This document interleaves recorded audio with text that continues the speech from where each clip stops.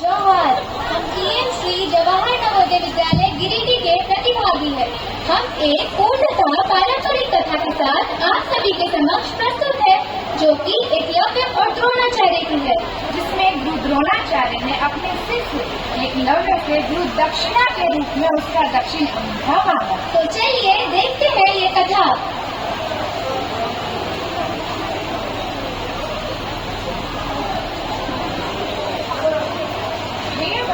तुमने जो पाया सहज साधना बल से, उसको पाना कठिन गुरुद्रोण या गुरुकुल से।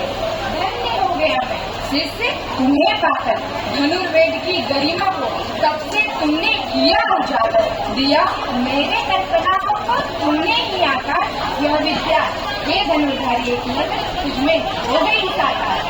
क्यों मैं प्रसन्न पर शिष्य आपको मेरे कहलाओगे, धनुर्वेद की ज्योति पताका और तुमसे ही लहराएगी, धनुर्वेद की ज्योति पताका तुमसे ही लहराएगी, धनुर्ज्ञान की ज्योतिमान अब निश्चय ही तुझमें हो जाए, धनुर्वेद की ज्योति पताका में अब निश्चय तो बन जाओगे, धनुर्वेद या पावन सच में तुझमें हो जाए।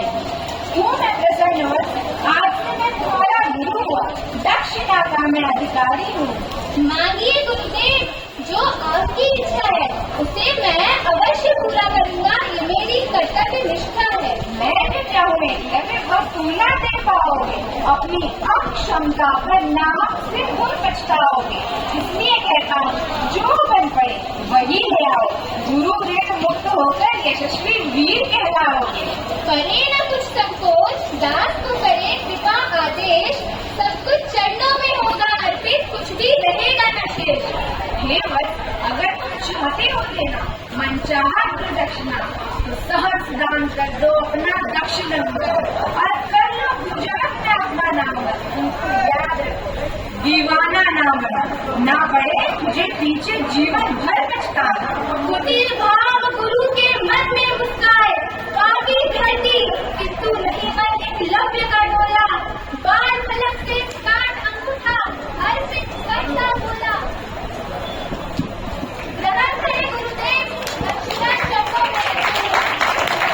विद्याचल में अंशुमारी ने भक्त कलश छलकाया, रांची में ज्यों बलि पंखी की फैली लोहित छाया, शांत पवन निशब्द दिशाएं नभ सिहरा सिहरा सा, यमुना का चंचल प्रवाह लगता ठहरा ठहरा सा, बढ़े जा रहे द्रोण अनिच्छा से बादल की ओर, द्वंद द्वार मानस को उनके रहा सतत झकझोर, आगे आगे पार चल रही पीछे गुरु की काया, मुख मंडल को ग्रसित कर रही किसी पाप की छाया, बोझे तब परिचित मन चिंता की कपाल पर रेखा, कहीं किसी ने कभी द्रोण को इतना व्याकुल देखा, ऐसा लगता दुधा पंख में डोल रहे द्रोण प्रतिपल, डोल रहे कर्तव्य और भावना मध्य हो केवल, आगे आगे पग गुरु के मन पीछे रह जाता, बार बार मानस में निश्चल एकलव्य छा जाता।